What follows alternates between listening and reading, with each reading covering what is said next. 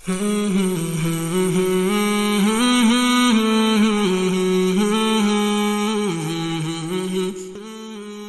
بخاری حدیث نمبر 27۔ ہم سے ابو الایمان نے بیان کیا، وہ کہتے ہیں کہ ہمیں شعیب نے زہری سے خبر دی، انہیں عامر بن سعد بن ابی وقاص نے اپنے والد سعد رضی اللہ تعالی عنہ سے سن کر یہ خبر دی کہ رسول اللہ صلی اللہ علیہ وآلہ وسلم نے چند لوگوں کو کچھ عطیہ دیا اور سعد وہاں موجود تھے۔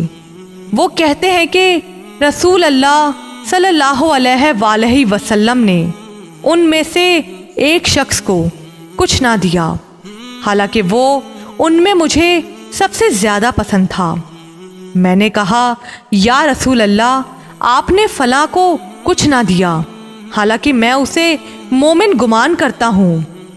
آپ صلی اللہ علیہ وآلہ وسلم نے فرمایا، مومن یا مسلمان؟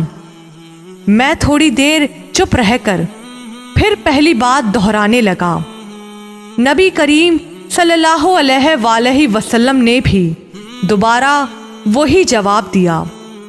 پھر آپ صلی اللہ علیہ وآلہ وسلم نے فرمایا کہ اے سعد، باوجود یہ کہ ایک شخص مجھے زیادہ عزیز ہے، پھر بھی میں اسے نظر انداز کر کے کسی اور دوسرے کو اس خوف کی وجہ سے یہ مال دے دیتا ہوں کہ وہ اپنی کمزوری کی وجہ سے ایمان سے پھر جائے اور اللہ اسے آگ میں اوندھا ڈال دے۔ اس حدیث کو یونس، صالح، معمر اور زہری کے بھتیجے عبداللہ نے زہری سے روایت کیا۔